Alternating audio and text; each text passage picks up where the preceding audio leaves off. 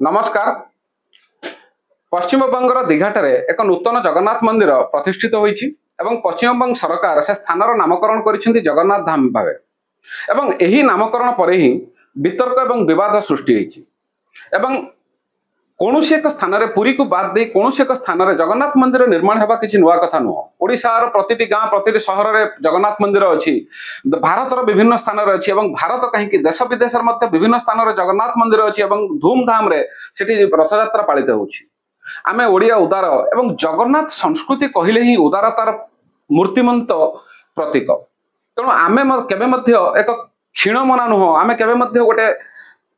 संकीर्ण मना नुह। तेणु आम या विरोध करूँ कि विरोध हो जगन्नाथ धाम को नहीं एवं जो विवाद सृष्टि होती से विवाद सृष्टि होती पुरी महाप्रभु जगन्नाथ नवकलर समय जो दारूर व्यवहार होता से दारूर अवशिष्टांश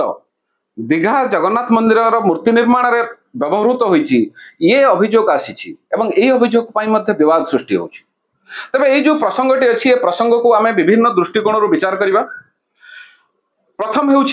जे जगन्नाथ धाम नामकरण आवश्यकता कौन रहा। आपड़ जदि लक्ष्य करेंगे जिते अण ओडिया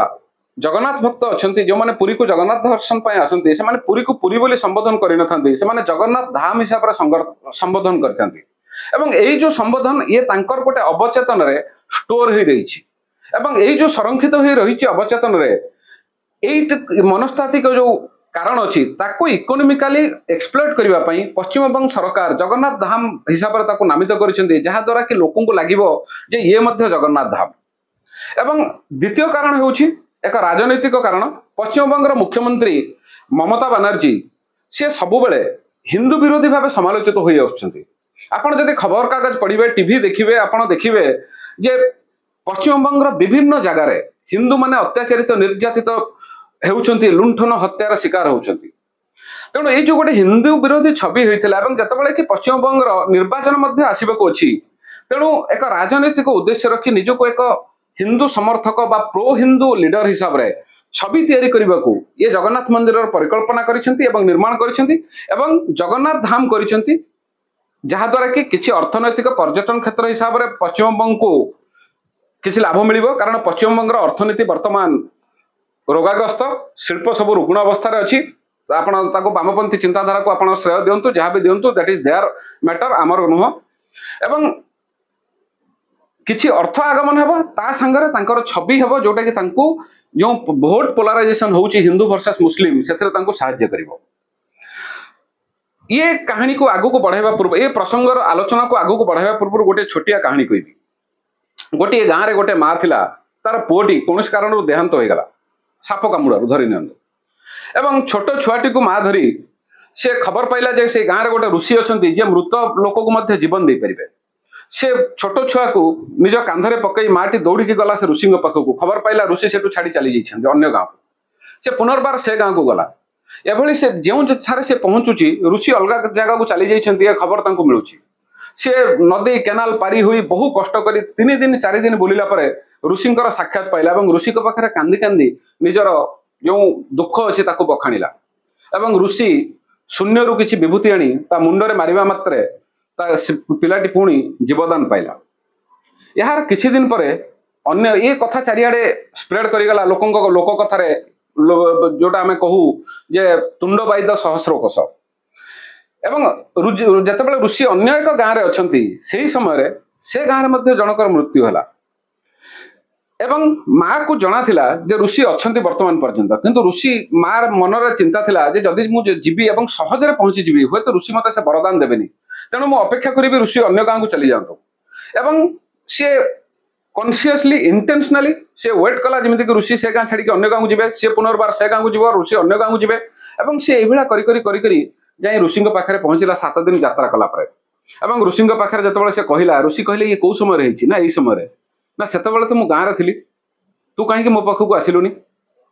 ये सब कहला मुझे गोटे कहानी शुणी जो माटी 7 दिन जीवर आप हृदय तरलीगला आपड़ कहते प्रकृति को कौन हिसाब से भावलेट करने कथा नुह किंतु तोर जो कष्ट सहीचु पुओ प्रति जो कष्ट पुओ प्रति तोर भल पाइबा जो अच्छी जो कष्ट सहीचु से मुझे जीवदान दूची। तेणु यहीटा जेहेतु मो मन थिला तेणु मुझे चिंता कली कष्ट कले हुए तो आपंकर मन तरल। ऋषि स्मित हसर सहित कहले जे सी जहाँ कला सेटा ता पई मौलिक थिला तू जहाँ कलु सेटा अनुकरण होइछि तेणु कहबार अर्थ है एवं ऋषि ताकू जीवदान देले नहीं तेणु कहबार अर्थ है जे अनुकरण करने द्वारा बा अनुकरण करने द्वारा आमे केबे मध्य जो मौलिक अच्छी गोटे स्वतस्फूर्त जो चिंताधारा अच्छी जो भाव अच्छी जो आवेग अच्छी ताकू आमे केबे मध्य डुप्लिकेट करि परिबा नहीं केबे मध्य ताकू पुनर्बार सृष्टि करि परिबा नहीं। पुरी जगन्नाथ मंदिर जतबेले कथा कहू ये जगन्नाथ मंदिर एक आध्यात्मिक शब्द नुह एक धार्मिक शब्द नुह ये आम पई आमर जीवनी चलनी आम रीतिनीतिर एक अविच्छेद्य अंग आम पई एक आम सामाजिक संस्कृति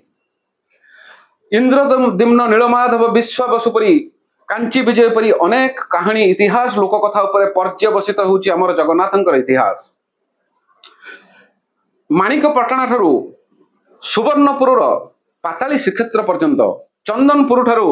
शिरुली महावीर पर्यंत ओडिशा रे भली विभिन्न स्थान अछि विभिन्न जगह अछि जे जगन्नाथ संस्कृति सहित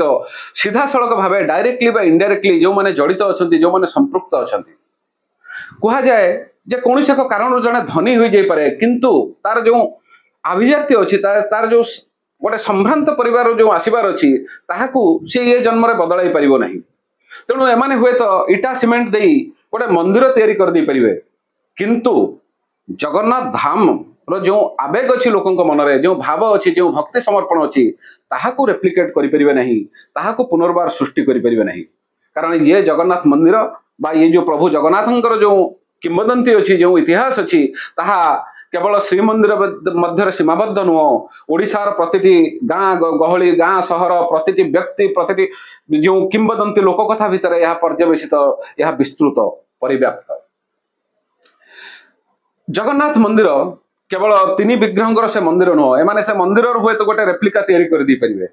किंतु अमोहा मंदिर कथा कहतु मेघनाथ प्राचीर कथा कहतु कूर्म प्राचीर कथा कहतु कोइली वैकुंठर कथा कहतु आमर रत्न भंडार कथा कहतु एभली अनेक जिनिस अच्छी अनेक विशिष्टता अच्छी जहाँ उपरे जगन्नाथ मंदिर एक किंवदंती एक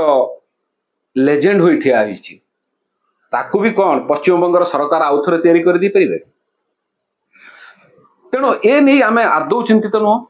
किंतु वर्तमान ये विवाद आउ टिके घनीभूत होइछि जेतेबेले पश्चिम बंगर किसी सामाजिक अनुष्ठान गोटे कैंपेन आरंभ करिसेंती जे boycott Odisha boycott Puri tourism आपण माने हिंदी रे से लोक कथा सुनिथिबे जे उल्टा चोर कटवाल को डाटे तो चोरी करिवा लोकर मुह टाण आपण चिंता करंतु जदि गोटे कवि गोटे कविता लिखुची से कविता को आमे जदि चोरी करि नउछु ताहा आईनगत स्तर र दंडनीय एठी किंतु गोटे राज्य अन्य एक राज्यर परिचय को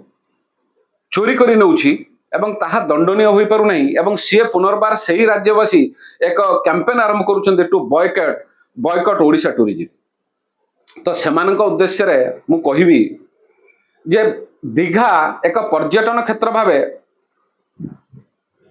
परिचित हेबा परे आपण माने सेठी पुरी मंदिर करथिले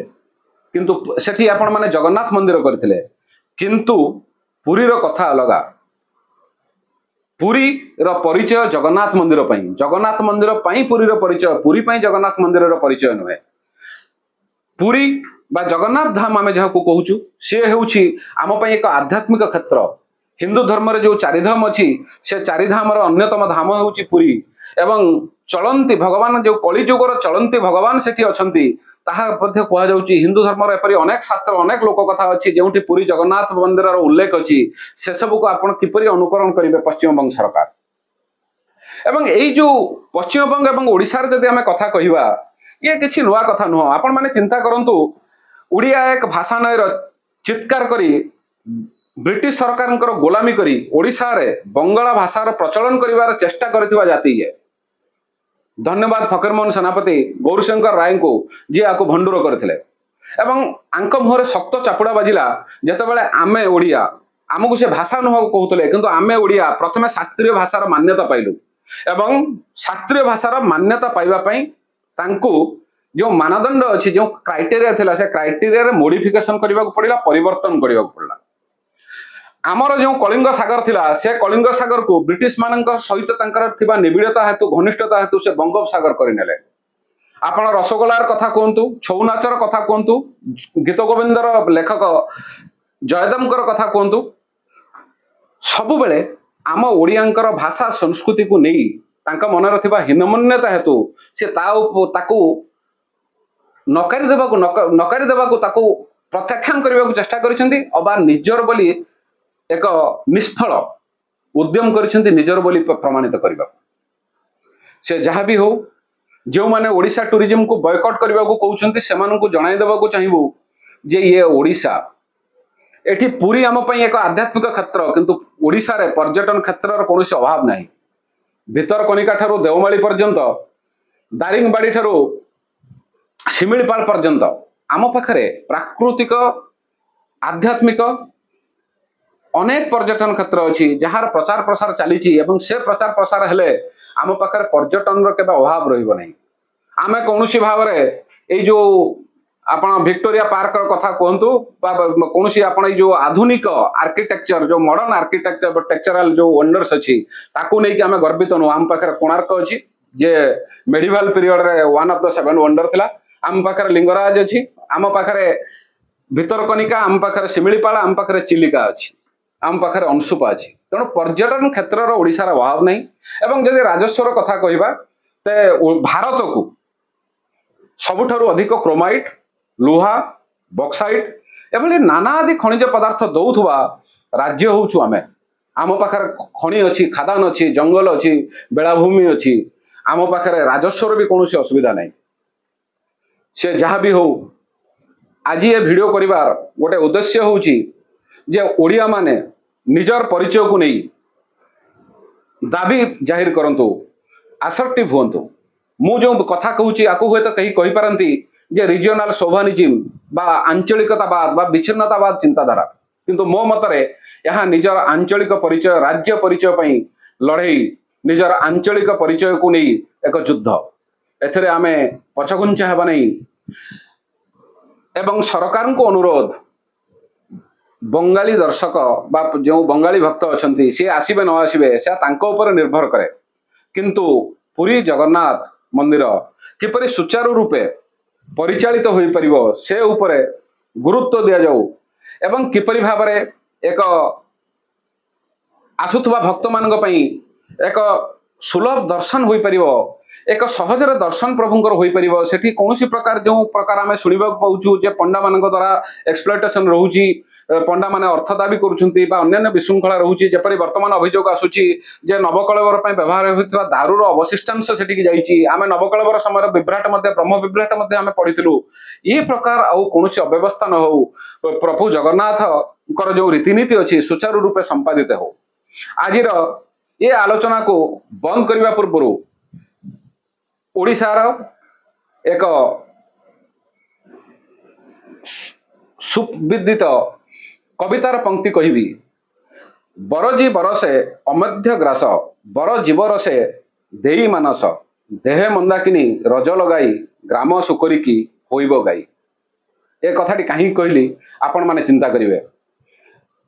सब बेले मन रखंतु सर्वाग्रे ओडिशा सर्वपरे ओडिशा